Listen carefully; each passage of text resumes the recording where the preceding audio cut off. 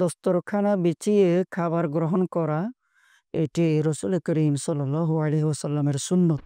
হেলান দিয়ে না খাওয়া এবং দাঁড়িয়ে খানা না খাওয়া।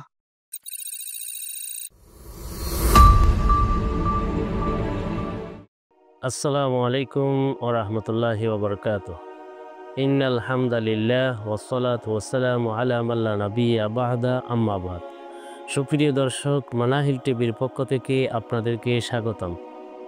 আজকে আমাদের সাথে অতিথি হিসেবে রয়েছেন হালিশহর জামিয়া বাইতুল করিম জামে মসজিদের সম্মানিত খতিব মুফতি ইব্রাহিম আনোয়ারি হাফিজাহুল্লাহ।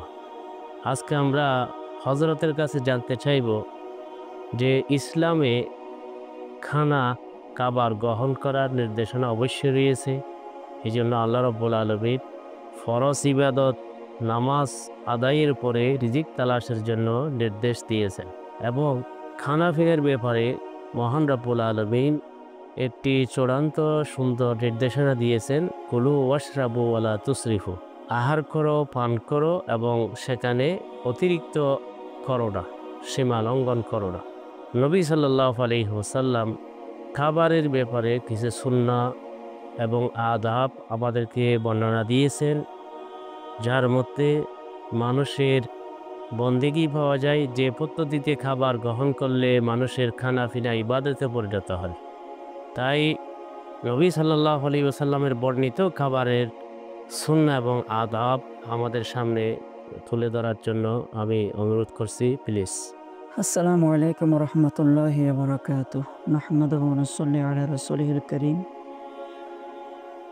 ইসলামে খাবারের পদ্ধতি খুব সুন্দরভাবে বলা হয়েছে। রাসূল করিম সাল্লাল্লাহু আলাইহি ওয়াসাল্লাম খাবার খেয়েছেন, ওই নির্দেশনা অনুযায়ী, ওই আদর্শ অনুযায়ী আমাদের খাবার যদি হয় তাহলে খাবারটাও ইবাদত হবে। তো ধন্যবাদ জানাচ্ছি বিজ্ঞ উপস্থাপক মুফতি হুমায়ুন কবির কালবি সাহেব, বারাকাল্লাহু ফি হায়াতিকে, তার সুন্দর উপস্থাপনার জন্য। খুব সুন্দর একটি তিনি প্রশ্ন করেছেন, খাবারের সুন্নত কি কি হতে পারে, ইসলামে খাবারের নির্দেশনা সুন্নত কি? তো সর্বপ্রথম খাবারের সুন্নত হচ্ছে দস্তরখানা বিছিয়ে খানা খাওয়া।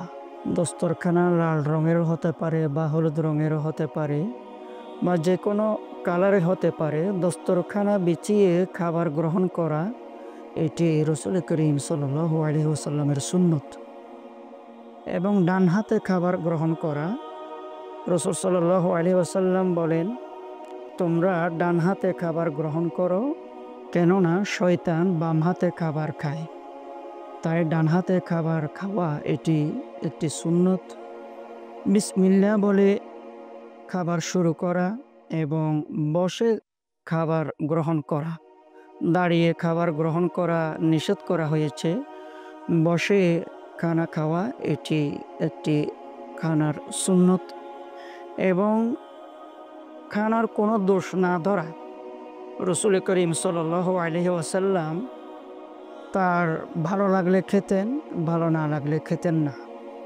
খাবারের কোনো রকমের দোষ ধরা তিনি নিষেধ করেছেন এবং খাবারের মধ্যে যে হাড্ডি বা কাঁটা থাকে এগুলো পানিতে না ফেলে শুকনো কোনো পাত্রে রাখা।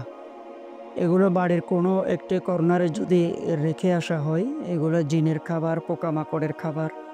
তারা খেলে তাদের অন্তর থেকে একটি দোয়া আসবে, আমাদেরও রিজিকের মধ্যে বরকত শুরু হবে। খাবার পড়ে গেলে তা তুলে খাওয়া এটিও রাসূলের সুন্নত। আমরা অনেকে এই অভ্যাস রাখি না, এই আদত আমাদের নাই। খাবার পড়ে গেলে আর তুলে খাই না, এটা আসলে উচিত নয়। খাবার পড়ে গেলে এই নিয়ামত সাথে সাথে তুলে খেতে হবে। মাঝে মাঝে খাবারের মাঝে মাঝে শুকরিয়া আদায় করা, আলহামদুলিল্লাহ বলা, আল্লাহর নিয়ামতের শুকরিয়া আদায় করা এবং খানা অপচয় না করা। কুলু ওয়াশরাবু ওয়ালা তুসরিফু, আল্লাহ তাআলা বলেন তোমরা খাও এবং পান করো কিন্তু অপচয় করো না। প্রয়োজনের অতিরিক্ত খানা না খাওয়া এটি শরীরের জন্য ক্ষতি। প্রয়োজনের অতিরিক্ত আল্লাহ রাসূল খাবার গ্রহণ করতেন না।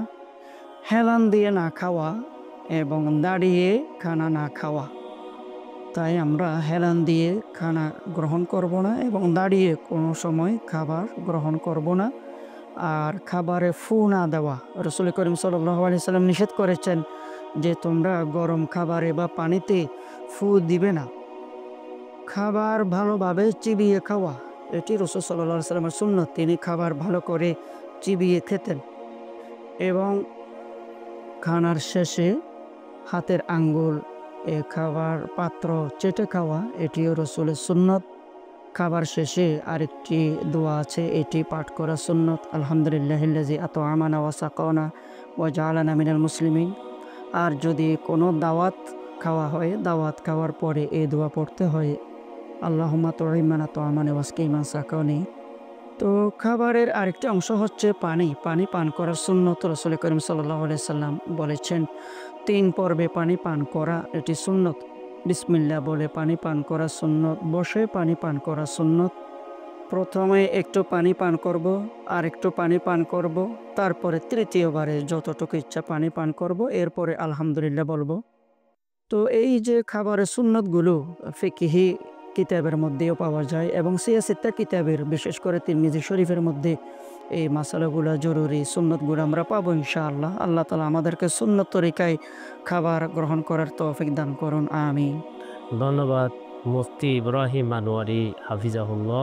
তিনি আমাদেরকে খাবারের সুন্নাহ সম্পর্কে খুবই চমৎকার আলোচনা পেশ করেছেন এবং তার মধ্যে একটি বিষয় বলেছেন ডান খাতে খাবার গ্রহণ করার জন্য। কিন্তু আমাদের একটা অভ্যাস, যখন আমরা খাবার গ্রহণ করি ডান খাতে খাই, কিন্তু যখন পেয়ালা থেকে কোনো কিছু তরকারি নিই আমরা বাম হাতে চামচ ধরি। এটাও সুন্নাহর খেলাফ, কারণ বাম হাত ব্যবহার করা যাবে যদি ডান হাতের সহযোগিতার জন্য হয়। তাহলে যদি মনে করেন কোনো একটা ছাগল এরকম গোস্ত 2 টুকরা করতে হচ্ছে, সেখানে ডান হাতের সাথে বাম হাতের সহযোগিতা লাগতেছে বা ছুরি দত্তা হচ্ছে, এভাবে ব্যবহার করা যাবে। কিন্তু যখন ডান হাত ফ্রি থাকবে তখন বাম হাত ব্যবহার করার সুযোগ নেই। প্রয়োজনে আঙ্গুল চেটে পরিষ্কার করে তারপরে চামচ দিয়ে সুরবা নেওয়া, এটাই হলো সুন্নাহ। এবং তিনি সুন্নাহর আলোচনা করতে গিয়ে পানি পানের একটা সুন্নাহ বর্ণনা করেছেন।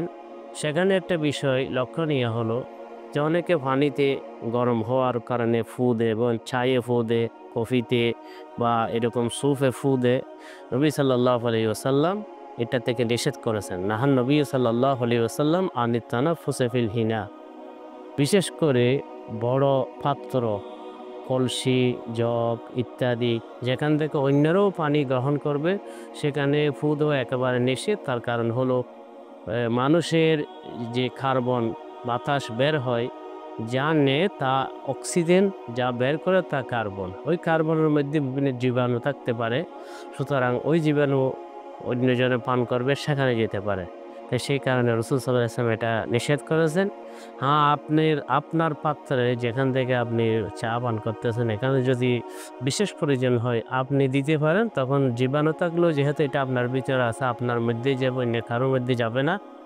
তবে সেখানে আমার একটা পরামর্শ হলো আপনি সূরা ফাতিহা বা সূরা নাস, ফলক, ইখলাস বা আয়াতুল কুরসি যেকোনো একটা পড়ে যদি বারবার ফু দেন, তাহলে এটাতে আপনার বিষয়টি পানিটা যেমন ঠান্ডা হবে, সাথে সাথে আপনি রুহানি কিছু ফায়দা পেয়ে যাবেন। এই উদ্দেশ্যে এভাবে দেওয়া এটাকে আমি উচিত মনে করি। আল্লাহ রাব্বুল আলামিন আমাদেরকে তৌফিক দান করুন। সুপ্রিয় দর্শক, আপনাদেরকে অসংখ্য ধন্যবাদ। আসসালামু আলাইকুম ওয়া রাহমাতুল্লাহি ওয়া বারাকাতুহু।